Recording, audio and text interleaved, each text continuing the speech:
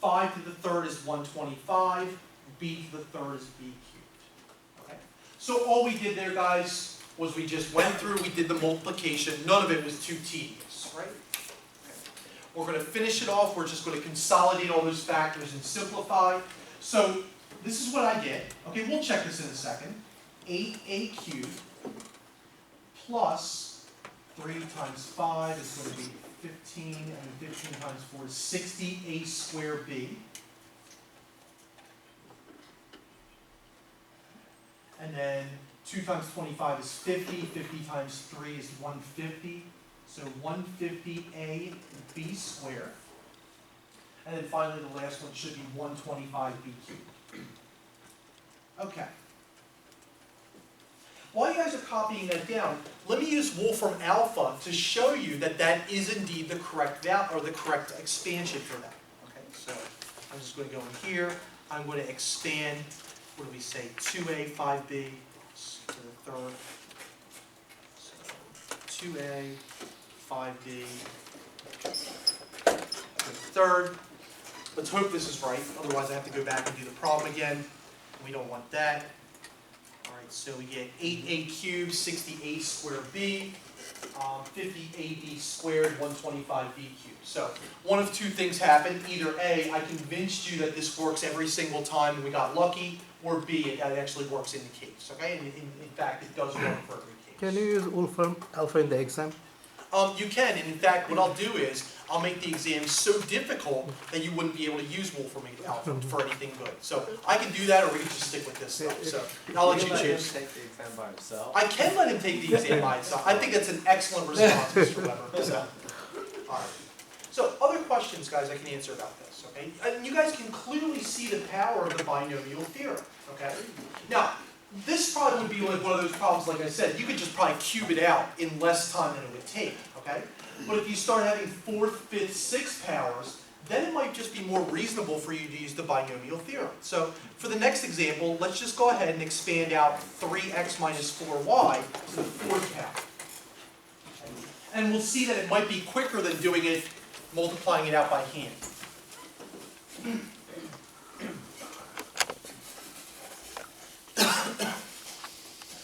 All right, first thing we have to do, we have to define a, b, and n.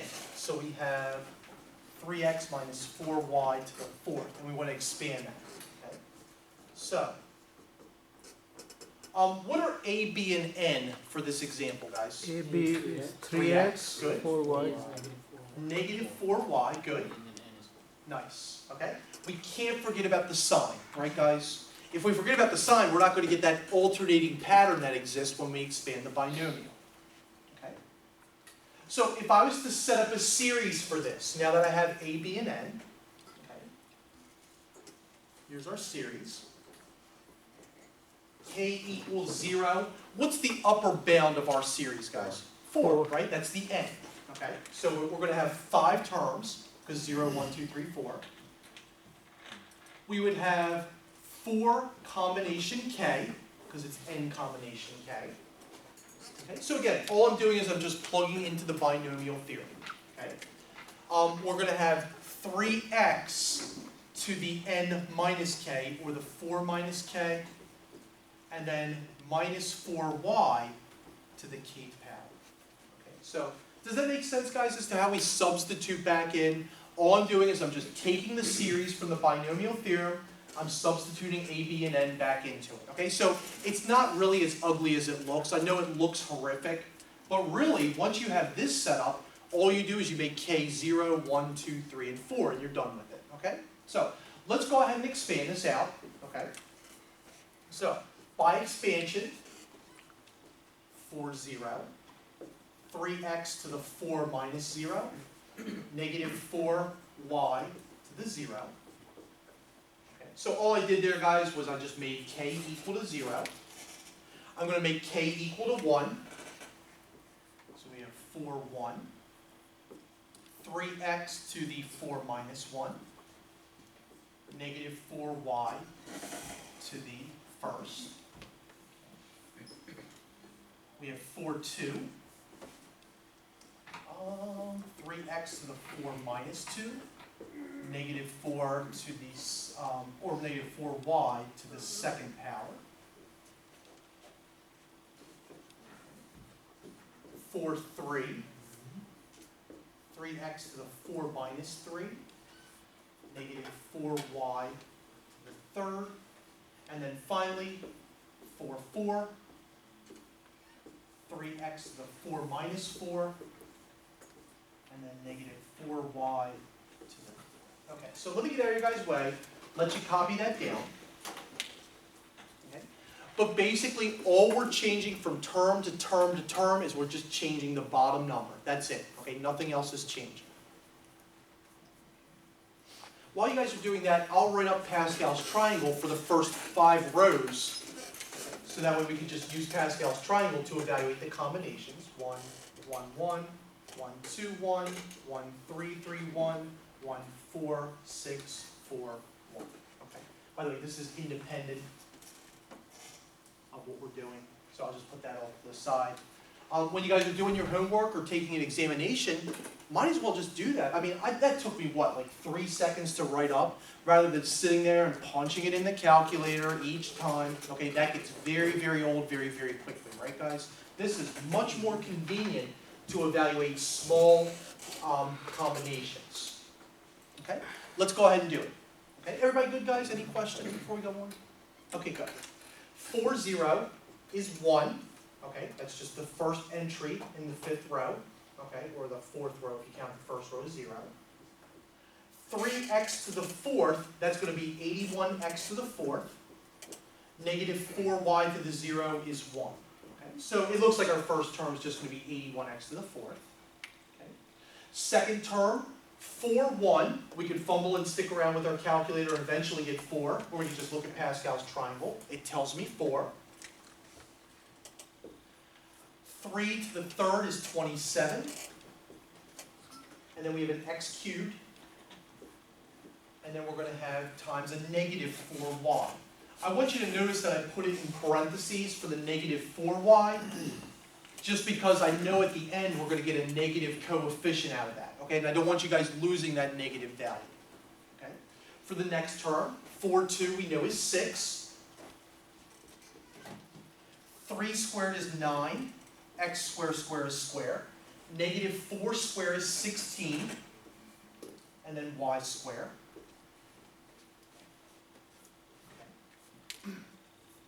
And then we're going to have 4, 3 is 4. 3 to the first and x to the first is 3x. Negative 4 cubed, y cubed is negative 64, y to the third. Okay. And then finally for the last term, 1, 1. And then 4 to the fourth is going to be 625. No, 256. I was thinking of 5 to the fourth, sorry. So that's positive 256 y to the fourth. Okay. And by the way, this is exactly how a computer, when you guys type this into your TI-89, okay, this is exactly what the TI-89 does. And now you can get a real appreciation for how hard the TI-89 or Wolfram Alpha or any computer algebra system has to work. Okay? Yeah, I know. It's just on fire. All right, let's finish this off, okay? So if we finish this animal off, I'll go over here to finish it.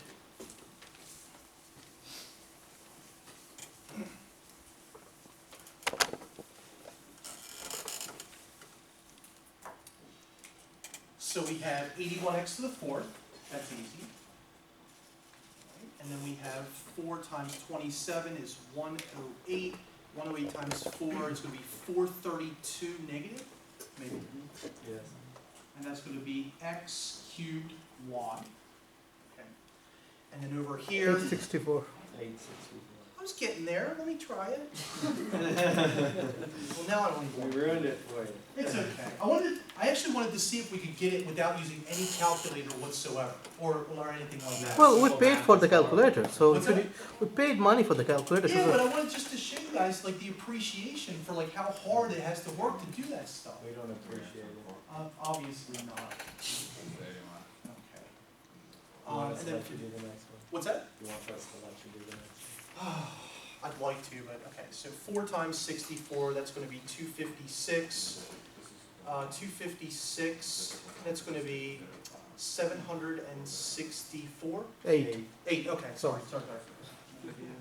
Now you see why we deal with it. Yeah, that's true. I mean, I could have written it up and probably gotten it better instead of doing it in my head. And then the last one's just 256 what? Okay, now of course, we have no idea if this is actually going to be correct until we actually use a computer algebra system, okay? So let's just go back to Wolfram Alpha, see if it'll do it for us. Okay, so that was going to be, what did we say, 3x minus 4y. And this time it was to the 4th power. The suspense is killing me. Not really. Okay, That's it. there we go. Okay, so if you guys check this out, 81x4 minus 432, 864x squared y squared. So, yep, looks like it works out pretty nicely. Okay, so like I said, guys, this is exactly the algorithm that any computer algebra system would go through. Okay, and you guys can clearly see that this gets very complex just for the 4th power. Okay, remember before I was typing in the 6th power, so we'd actually have to tack 2 more onto this and do the computation of that. So. I think it's pretty neat how it does it, and hopefully for those of you guys that have ever used a computer algebra system or a TI-89, you get an appreciation of how some of those things work. Okay? I always try to teach how the computer works with that stuff. Did you have your hand up, Dave? Yep, okay, fine, I don't want to talk to you either. All right. I wouldn't want to talk to me either at this point. Okay, other questions, guys, I can answer? So like this one I was checking. So we have to expand it to 9. Well, okay, so the next set of problems that we're looking at, okay, this one says just find the coefficient of the given term in each of the expanded binomials. So no, you don't have to expand it out 9 times. You just have to find the term that matches A6, B6 in that expanded binomial. That's all we're doing with this, okay? So, Don? How many of these are you going to give us in the past? How many am I going to give you, or how many am I going to give everyone? Well, I don't know. I mean, these are just, I mean, when it comes down to What it, is this TPS? And if you make one mistake oh anyway, no, it's almost like you're in a math class. Wow. I will give you one of these, and I will make it no larger than the 4th power, okay? that's Quite honestly, like, I mean, if I didn't have to not sit bad, but here, it's just tedious. Yeah, I understand that, And right. if you do make a mistake in one spot, like, the whole thing becomes wrong. right, but that's why I always ask you to show all your work, so that way if you make a sign error, I give you 4 out of 5 points for it. Okay, yeah, I wouldn't kill you guys for like a sign error. Now, of course, if you just give me, like you go from here to that, okay, well, I guess it's worth like a point for punching it in the calculator. Yeah, if you can do that in your head, let me know. All right, let me, first of all, before we actually do these problems, let me explain as to why these might be important, okay? A lot of times in mathematics, okay, we like to use polynomials to represent trigonometric exponential functions. So for those of you guys that have suffered through Calc 2 or even done like some interpolation with engineering, like for example, you guys might remember, don't write this down, but some of you guys may or may not remember that the sine of x is actually represented by the infinite series n equals 0 to infinity minus 1 to the n x to the 2n plus 1 divided by 2n plus 1 factorial. That's a Taylor, right? What's that? Taylor Yeah, series. that's a Maclaurin series, actually. Maclaurin, Okay, right. you can center it around something else, but that's an expanded polynomial. It's a power series. Okay. How many years did you have to teach before you remembered that? Well, actually, this one's easy to remember. This is very easy. Yeah, it's Sine, very- cosine. Yeah, because sine's an odd function. 2n plus 1 is the definition of odd. It's almost like that's why they call it an odd function. Oh wow! Do you guys know that, by the way? Yeah, that's why they call them even and odd functions. For those of you guys that have suffered through any sort of series stuff. Wait, what? What? What? No. What? Who asked me what? Oh, this is the definition of odd, right? Yeah. Sine's an odd function because it's symmetric about the origin. That's why it's called an odd function, because it has 2n plus 1 in it. Yeah! Damn! Cosine. N equals 0 to infinity, minus 1 to the n, x to the 2n, divided by 2n fact. Cosine is an even function. No, for Rizzle. I'm being deadly serious. is. That's why they're called even and odd functions. You So in- can't say for Rizzle I and be can't. serious. I'm First result. absolutely serious. But yeah, I'm surprised, like, none of your teachers in pre-calc or college algebra said, like, that's why it's an even and odd function. They said, oh, it's No, just an they even and just odd. drew too. they just drew the. Wow. So they're just telling you information and it's like, you just believe it. Okay, that's why it is. Okay, so yeah, if anybody's ever on Jeopardy or they want to know why it's called an even or odd function, that's why it is. But anyway, back to the point of what I was trying to make as to why these, like, why would I ask you guys to do this problem? These approximate trigonometric functions. This is a polynomial.